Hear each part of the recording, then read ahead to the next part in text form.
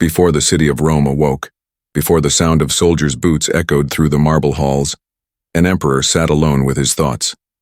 No crown upon his head, no audience at his feet.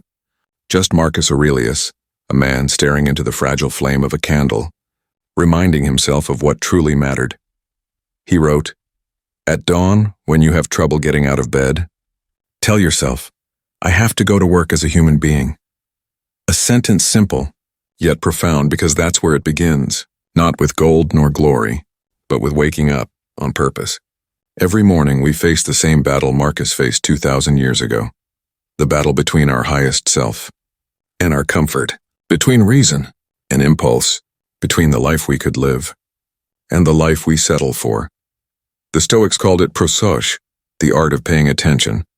To wake up is not simply to open your eyes. It is to open your awareness, to see before the world distracts you that you are in command of your day or you are not. The Stoic morning begins in silence. It is not rushed. It is not loud. It is a sacred hour between chaos and calm, the hour of awakening.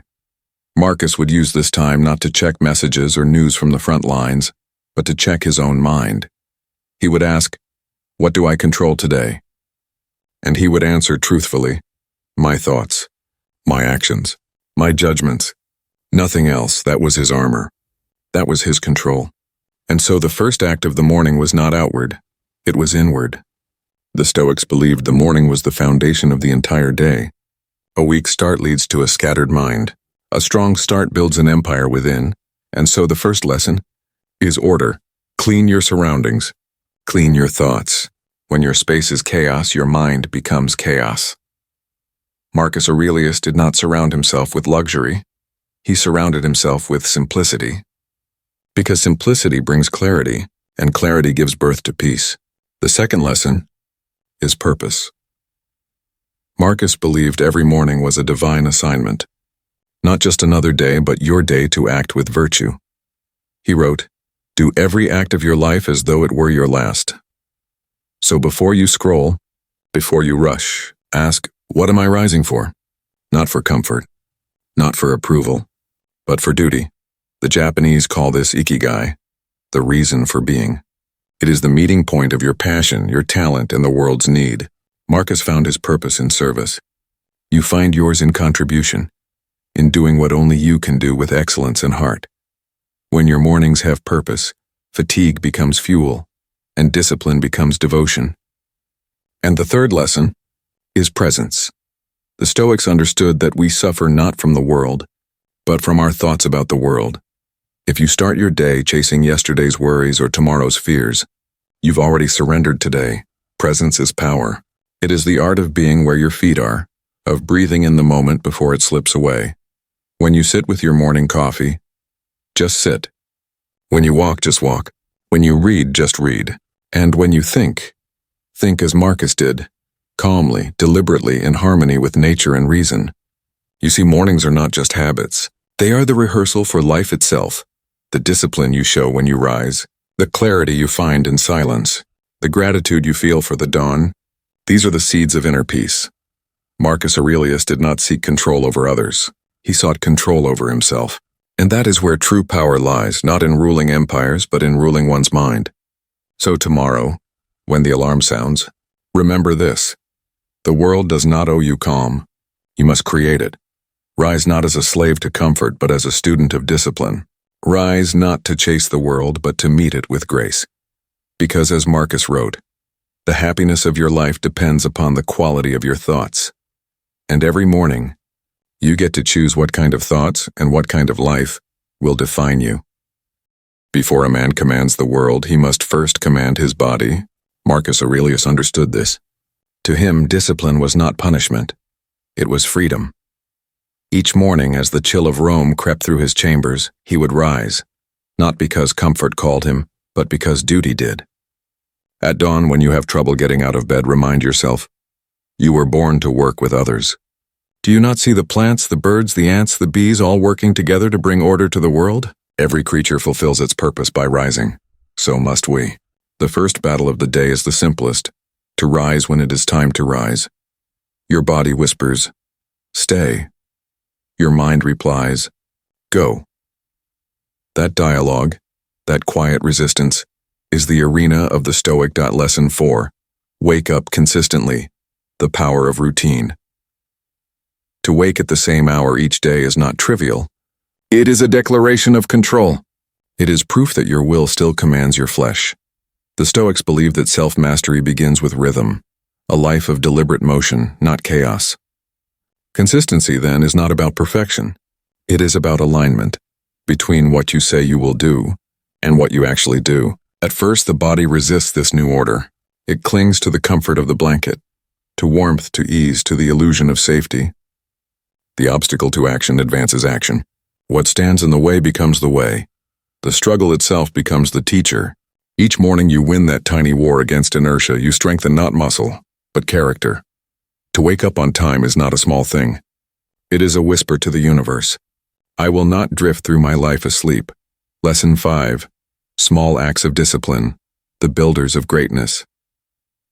The Stoic knew that greatness was not built in grand gestures, but in small, repeated actions that no one applauds. Epictetus, once a slave, taught this truth better than any emperor.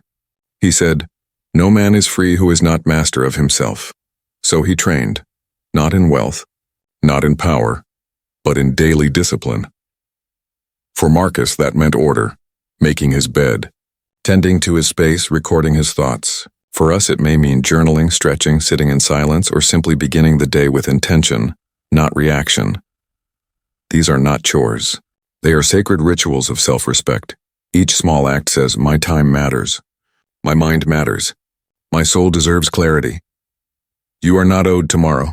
The Stoics' routine is not about efficiency, it is about presence. A mind anchored in action. A heart anchored in virtue. Seneca wrote to Lucilius, "It is not that we have a short time to live, but that we waste much of it. How many mornings slip through our fingers while we linger in delay? How many hours are lost to distraction before the day has even begun?" The Stoics' answer was simple. Control your morning and you control your life. The ritual of control is not about denying pleasuring, it's about mastering it. When you wake consistently, when you honor the first hour of your day, you train your mind to obey reason, not desire. Over time, this quiet consistency transforms into power, not the power to rule others, but the power to remain calm when others lose themselves. And this is the essence of Stoicism. Strength does not come from domination. It comes from direction. It comes from the quiet, deliberate act of aligning your body and mind toward a single purpose. Each repetition of discipline, each morning that begins on your command, is a message to your deeper self. I am no longer a spectator in my life. I am its author. The Stoic morning is not about rules.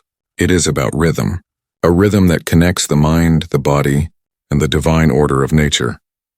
When you wake with purpose, when you move with intention, when you greet the day as an ally rather than an enemy, you become unstoppable. Because discipline in the end is not restriction. It is remembrance of who you truly are and who you are meant to be. There were nights when Rome itself trembled, not from enemy swords, but from the storm of uncertainty that haunts every ruler, every thinker, every soul. Yet in that darkness, one man found clarity. He wrote not of conquest, but of control, not of triumph, but of peace. Marcus Aurelius knew that the mind, like steel, is forged only in fire, and those who refuse the flame remain fragile. Life then and now is not gentle. It tests you relentlessly, with loss, failure, delay, and doubt, and in those moments your philosophy is revealed. Epictetus, once a slave, said it best, "It's not what happens to you, but how you react to it that matters." The Stoic does not ask for comfort. He asks for capacity, for the strength to endure whatever the world demands, and remain calm in its storm. To the modern mind, this may sound grim, imagining disaster, loss, or hardship.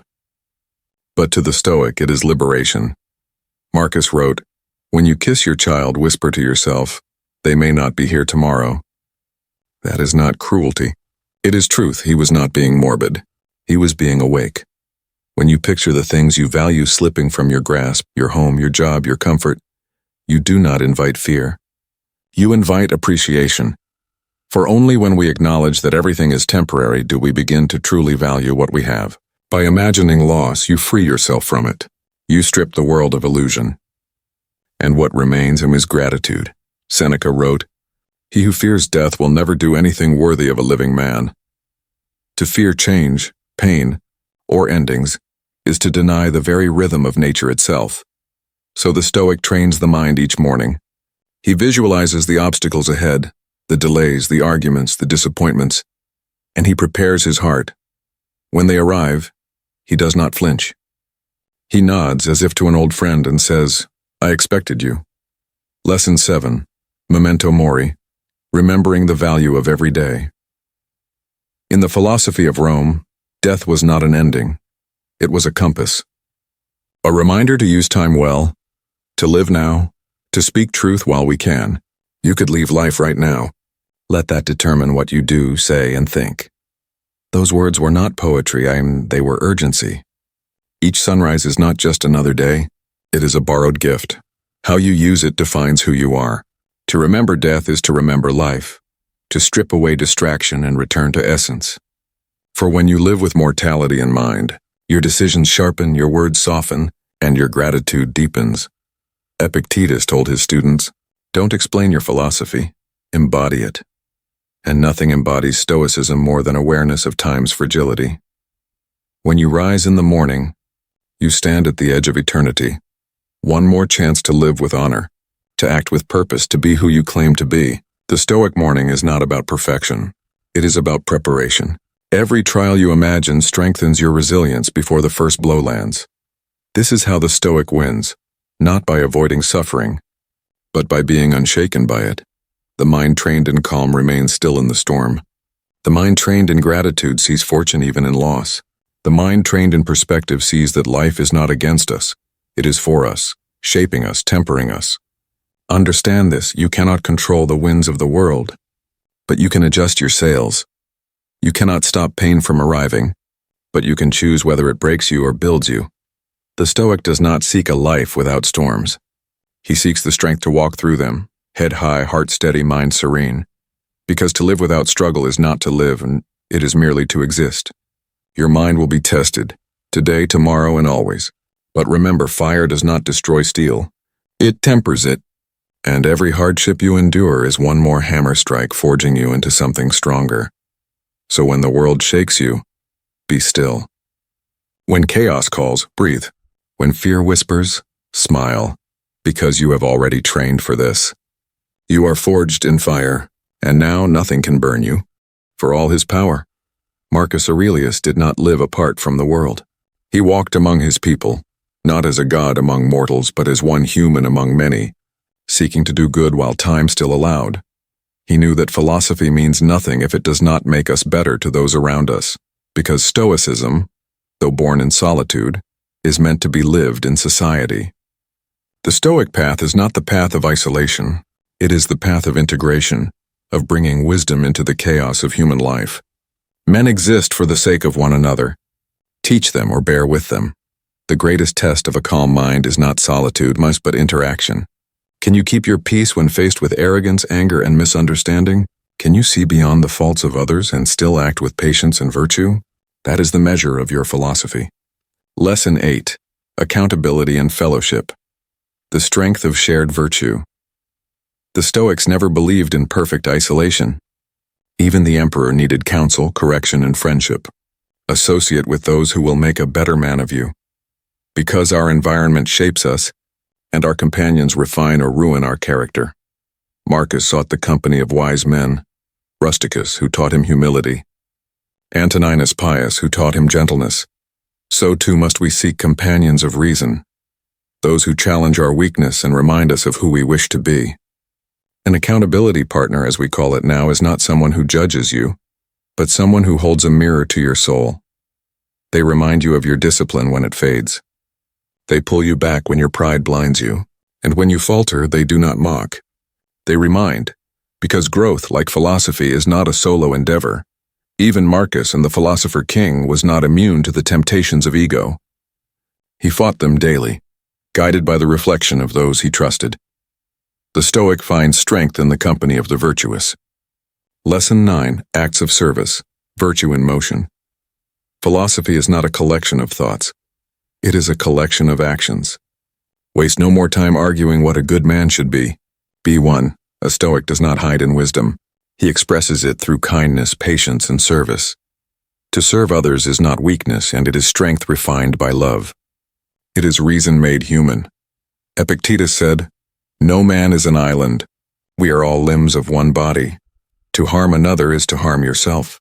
To help another is to heal the world." The Stoic's true discipline is not tested in isolation, but in the moments when another soul depends on him. Patience in the face of ignorance. Compassion in the face of cruelty. Service in the face of indifference. These are not weaknesses. They are the marks of strength in its highest form. For as Marcus wrote, "If it is not right, do not do it.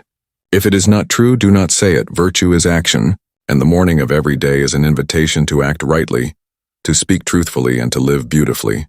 The Stoic in the world is not cold or detached. He feels deeply, but chooses wisely. He observes the chaos of others without joining it. He listens more than he speaks. He acts when needed and rests when he can. His life is not loud, it is luminous, because his peace is not borrowed from silence, it is earned in motion. Philosophy that ends with the self is only half-lived. Philosophy that extends into service done becomes divine. Each morning you rise, you enter a world that desperately needs wisdom. You will meet anger, respond with calm. You will meet pride, respond with humility. You will meet fear, respond with courage. And in doing so, you prove that Stoicism is not just a mindset, it is a way of living. Marcus Aurelius ruled millions, but his truest empire was the space within his own heart. He mastered the art of leading not by force but by example, so let us do the same. Let us lead quietly, serve humbly, and love deeply. For the Stoic's power does not come from ruling others, but from ruling oneself while remaining kind to all. Every day must end, even for an emperor, and as the sun lowered itself beyond the hills of Rome, Marcus Aurelius would pause, not to celebrate victory, nor to mourn defeat, but to reflect somewhat with gratitude. He had faced war, betrayal, sickness, and loss. Yet he wrote not of despair, but of perspective. He knew that the man who is grateful, even amid hardship, is the only man who is truly free. The Stoics taught that each day must begin with purpose and end with reflection. Morning trains the body and mind. Evening purifies the soul. When you arise in the morning, think what a privilege it is to be alive, to breathe, to think, to enjoy, to love. But he also wrote, "At night, when you retire, remind yourself, I have lived. I have done my duty. Let what is done suffice." The Stoic finds peace not in control but in closure. He accepts what he cannot change. He forgives what he cannot fix. He gives thanks for what he still has. Lesson 10. End with gratitude, the quiet power of reflection. Gratitude is not weakness. It is wisdom. It is the realization that even imperfection is a gift. To the Stoic, each evening is a chance to audit the soul. Not with guilt, but with grace. Ask yourself, what did I do well today? Where did I falter? What can I learn before the next dawn arrives? This practice is not about punishment. It is about peace, the peace that comes from knowing you are a student of life, forever learning, forever improving. As long as you live, keep learning how to live, and Marcus took that to heart. Each night he thanked the universe for the chance to serve, for the breath in his lungs, for the wisdom that pain had taught him. He knew that the greatest luxury in life was not wealth, not comfort, but the ability to wake up and try again. That is the essence of Stoicism, not perfection, but persistence. Gratitude transforms ordinary moments into sacred ones. When you are thankful for the small things, the warmth of your bed, the sound of laughter, the strength to endure another day, you reclaim your joy from the hands of fate. Epictetus said, "He is a wise man who does not grieve for the things which he has not, but rejoices for those which he has." In a world obsessed with more, the Stoic is content with enough. He does not chase happiness, he cultivates it. Gratitude also teaches humility, the understanding that all things end. Marcus would remind himself each night of his mortality, not with fear, but with focus. Remember, you are a man. Your time is short. Use it well. To remember death is to remember life. To remember endings is to live more deeply in beginnings. And so, with every setting sun, he practiced dying a little, not in sorrow but in surrender. The Stoic morning and the Stoic night complete one another. Discipline in the dawn, reflection in the dusk. This is the circle of mastery. Awaken with purpose. Act with virtue. End with gratitude. And in that rhythm you find peace, not as a prize, but as a practice. It is for life, for moments of joy and grief, for mornings of struggle and nights of silence. And through it all, Marcus Aurelius left us this truth, that happiness, discipline, and peace are not gifts from fortune, they are choices. Daily choices. The Stoic morning prepares you to live well. The Stoic night teaches you to let go well. Together they form the rhythm of a life guided by wisdom. And so the emperor rests, but his words live, whispered to each new dawn, echoing in every soul that seeks mastery. Discipline and peace. When you wake tomorrow, do as he did. Rise with intention, act with virtue, and end your day in gratitude.